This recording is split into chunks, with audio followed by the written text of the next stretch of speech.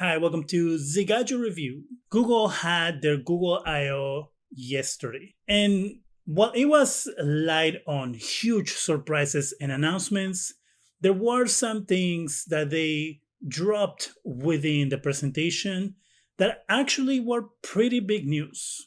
Now, I'm not going to speak about everything that they went over on the presentation, but I will go ahead and talk about the things that I thought were pretty cool. Google unveiled Project Starline, which is the way they see video communication going in the future.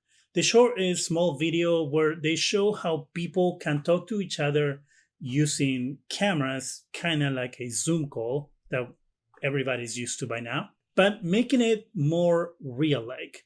So it looks like you are in the same room with a person, or at least talking to a person via a mirror. As you can see here, the way the person can see the other person is pretty real lifelike. It does look like the person is in the same room, and it looks like it's some sort of projector that can beam a 3D image of the person that you're talking to into something that looks like a mirror. Of course, this is currently being tested and is something that Google says that probably will become a reality in the future.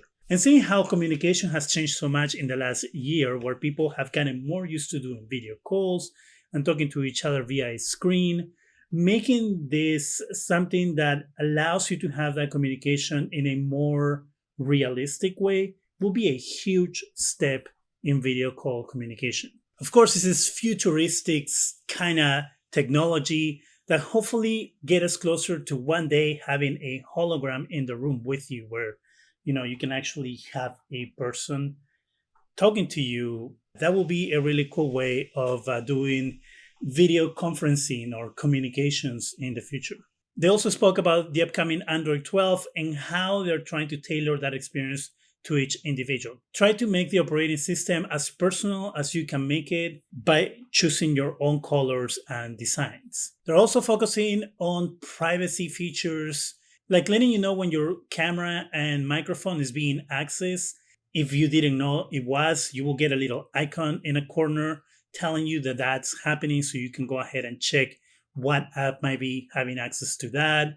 You can also check what apps are checking on your locations and things of that nature. I have a video coming up on Android 12 beta. Go ahead and subscribe so you don't miss that. While Google was showing us the different screens for their upcoming Android 12, I couldn't help to notice that the number 930 kept appearing on every single screenshot. Not the number, but they had the time set to 930. Now, Google is known for using numbers in displays of their devices when they're talking about things as a clue on when things might be coming up. So it seems like the Pixel 6 and Pixel 6 Pro might be coming out on September 30th.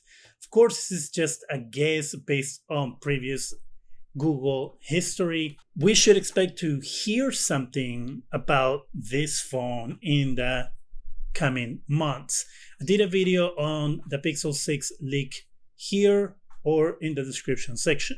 The renders on that leak also show the number 930 as a time on the screen. So all these hints might be saying that the phone is going to come out on September 30th, which is really close to October. Usually Pixel phones come out in October. 930, pretty close to October. But a lot of devices are being launched earlier this year. And I'm assuming that probably has to do with what happened last year and things getting delayed and all those things. It wouldn't be crazy that Google releases the phone a few days earlier than their usually release dates. Google announced that they have partnered with Samsung in order to use Tizen on Wear OS watches. Google has had Wear OS, which is their operating system for smartwatches, for years. They, for some reason, decided not to really do much with it. I mean, Google usually has this splashy release for things like Stadia, and then they just kind of like go like, we're not gonna do anything with it, and just kind of like let it go and put it to the side. Years ago, back in 2017, they launched the LG Wear OS 2.0 Sport Watch. This was supposed to be the big coming out for Wear OS for Google.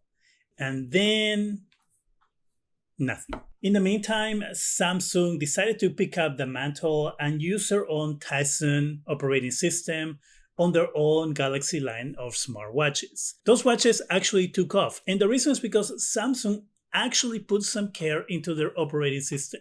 And I'm not going to say that those watches are perfect, they are not.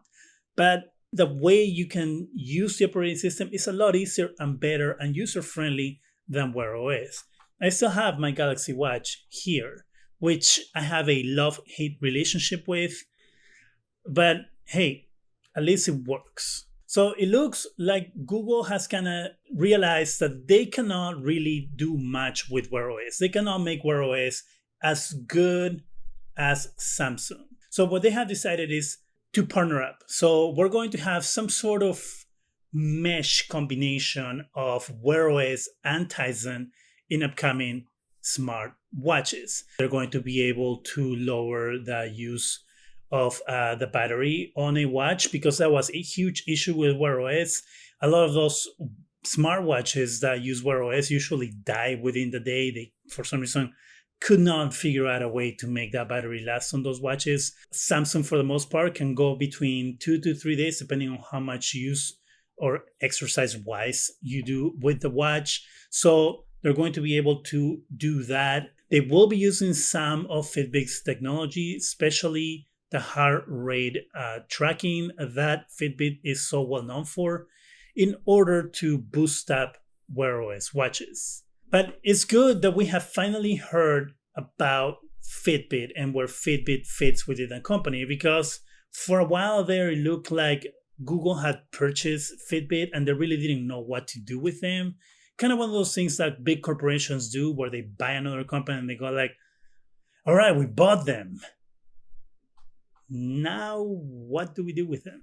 Fitbit, of course, is strongest where Samsung and definitely Google are weakest, and that's on the health fitness department. But having Fitbit, Samsung, and Google get some credibility for their upcoming smart watches.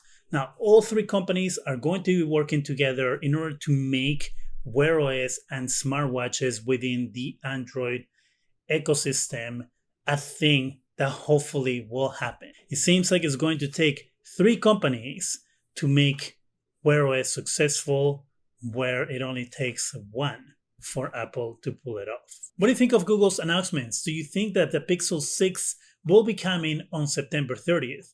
Are you excited about the future of Wear OS? Have you ever owned a Wear OS device? Let me know in the comment section. That's it for me. Go ahead and subscribe. Give us a thumbs up. It really helps the channel.